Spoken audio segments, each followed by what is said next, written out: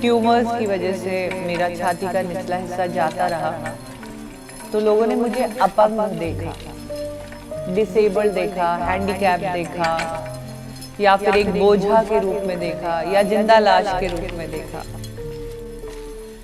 हमने डिसेबिलिटी को ऑलरेडी एक इतनी बुरी ईविल चीज़ बना लिया अपने दिमाग में कि हम उससे आगे बढ़ने में तैयार ही नहीं हैं। You feel like you're living in a world that is not built for you. 15% of the whole population is disabled of this world. Whenever you go out, people start seeing you as if some alien has come over. समाज की सोच मैंने देखी wheelchair पे आने के बाद कि व्हीलचेयर के साथ सिर्फ नेगेटिविटी जुड़ी है, बीमारी जुड़ी है।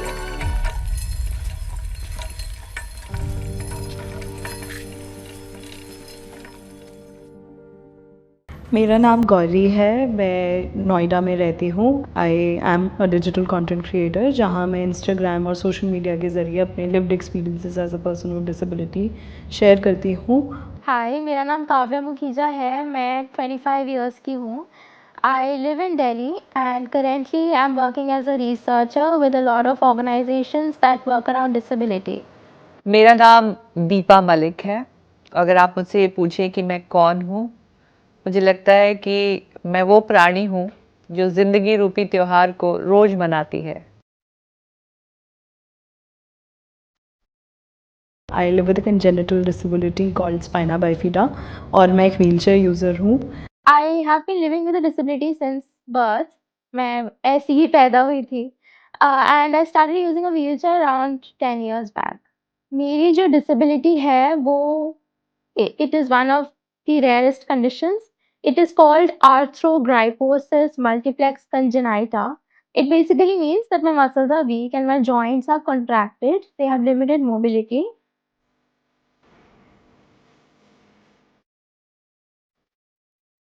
व्हीलचेयर पे देख के अगर लोग मुझे पूछते हैं कि बीमार हो, तो मैं ये कहती हूँ कि हाँ, मुझे खुश रहने की बीमारी है। पर डिस्क्रिमिनेशन और स्टिग्मा हमारी सोसाइटी में ऑलरेडी इनग्रेन्ड है। Whenever you go out, people start seeing you as if some alien has come over and being a woman with disability, सबसे पहले दिमाग लोगों को क्या चलता है? शादी कैसे होगी, ये कैसे होगा, जॉब कैसे होगी, पढ़ाई कैसे होगी, ये अब ट्रैवल कैसे करेगी, जिसको बाथरूम की और स्टूल का कंट्रोल नहीं है, जिसकी बॉडी में, जो खड़ी नहीं हो सकती, जो दूसरों के ऊपर हमेशा डिपेंडेंट रहेगी, वो औरत तो अब इसका जीवन तो एक तरीके से नर्क बन गया है। समाज की सोच मैंने देखी व्हीलचेयर पे आने के बाद कि व्हीलचेयर के साथ सिर्फ नेगेटिविटी जुड़ी है, बीमारी जुड़ी है। मुझे एक ब्यूटी क्वीन का खिताब मिला, वही शरीर फिर ट्यूमर के चलते लकवाग्रस्त हुआ, तो लोगों ने उसी शरीर, जिस शरीर के लिए आपकी बहुत कॉम्प्लीमेंट्स मिले, आपको तारीफ मिले, आपका वजूद बना, और उस शरीर को जैसे ही कुछ हुआ तो लोगों ने एकदम से देखने का नजरिया बदल लिया कि ओ जिंदा लाश है, अपंग है, इसका क्या होगा। there are so many people who are still not willing to admit students with disability into their classroom because we are not considered normal enough.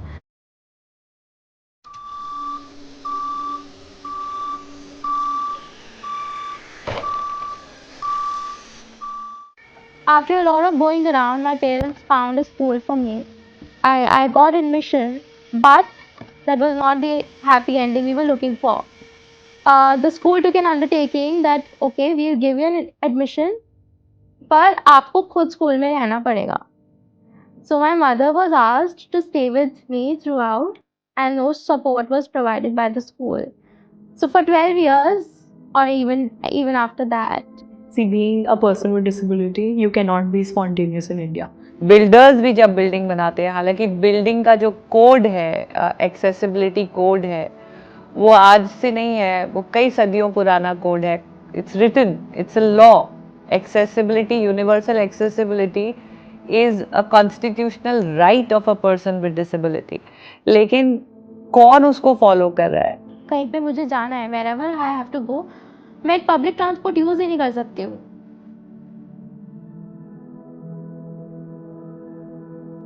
I prefer metros because they are mostly accessible in Delhi NCR region. Cabs are my last preference, especially these app-based cab services. Recently, I've had experiences where I've been left midway. अब some people will say कि हाँ buses में wheelchair जा सकती है, ramps होते हैं buses में, पर बस स्टॉप क्या एक्सेसिबल है?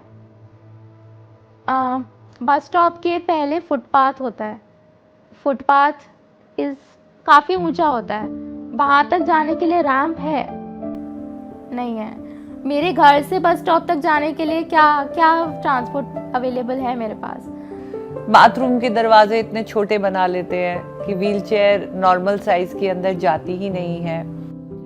कैजुअल्टी इवैक्यूएशन की भी कोई सुविधा नहीं होती डिसेबल लोगों के लिए कि भाई कल को आग लग जाए बिल्डिंग में तो जो नहीं चल सकता उसको कैसे रेस्क्यू करेंगे।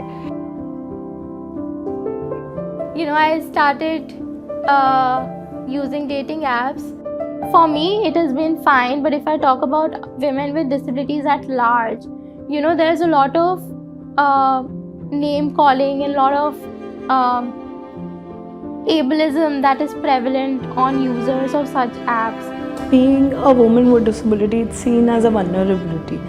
Being ghosted after you tell someone that you have a disability, that is a very common experience of women with disabilities.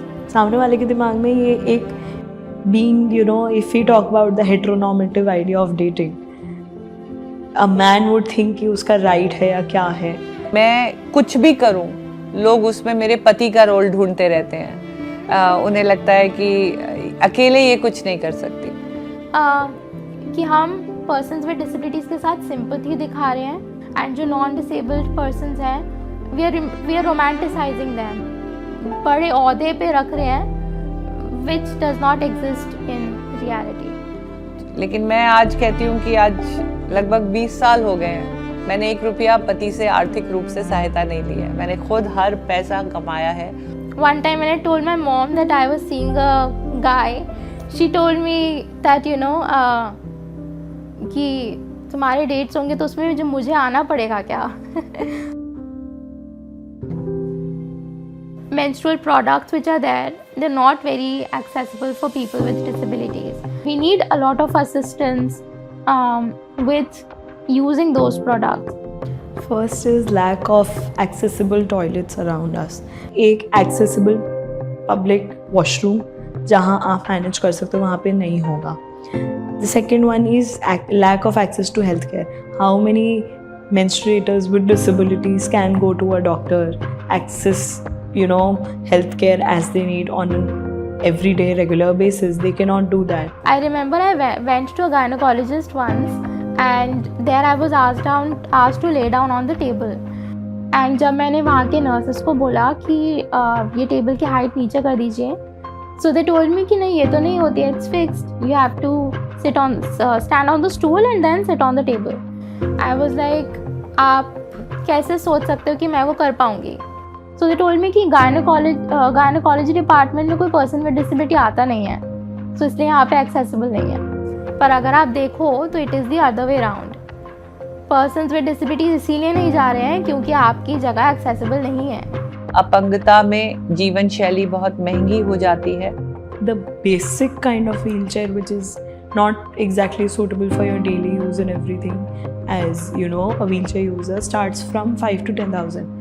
रोज मेरा डायपर का ही खर्चा लगभग 300 से 400 रुपए है, क्योंकि जो डायपर हम लगाते हैं वो बड़े महंगे हैं, यूरिन बैग जो हम लगाते हैं वो बहुत महंगे हैं, कैथेटराइजेशन का प्रोसेस है वो बहुत महंगा है। मेरी जिस कुर्सी पे अगर मैं एक एक्टिव व्हीलचेयर लेती हूँ जिसमें मैं आज बैठी हूँ वो 2,80,000 की चेयर है, नहीं तो स्पोर्ट्स कर पाना मुश्किल हो जाता है। जिस गद्दी पे मैं बैठती हूँ वो रोहू कुशन एयर कुशन है जो का लगभग 10,000 रुपए का आता है। एक जो कॉस्ट ऑफ लिविंग जो हम बात नहीं करते हैं पर्सन्स विद डिसेबिलिटीज़ के साथ इज़ केयर गिविंग। अभी तक हमारी कंट्री में ऐसा कुछ नहीं है कि गवर्नमेंट केयर गिवर्स प्रोवाइड करे, but if you look at Australia and other countries, वहाँ पे the government provides care giving support and also allowances to people with disabilities who require such support. I mean, professional caregivers, they also add on to the cost of living. if you look at data, people with disabilities are not paid as well as people without disabilities. There's a huge pay gap which is there. I hope we come to a point जहाँ पे हमारे पास right tools हो and we are not still stuck in the same loop.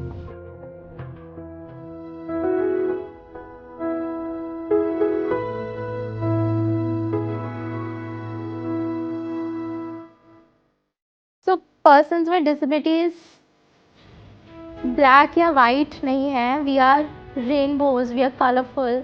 I mean we're just like regular people.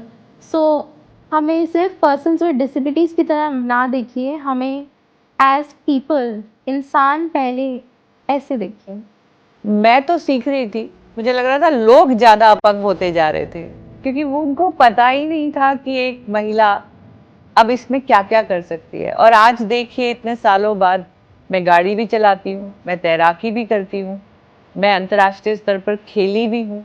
तो और चाहे पहाड़ हो, नदियाँ हों, बीचेज़ हों, समुद्र हो, एयर ट्रैवल हो, ट्रेन ट्रैवल हो, रोड ट्रैवल हो, ऐसा कुछ नहीं है जो मैं नहीं कर पाती हूँ। तो फिर सोच दुनिया को अपंग बना रहा है या सीखने की शक्ति हमें दिव्यांग बना रही है?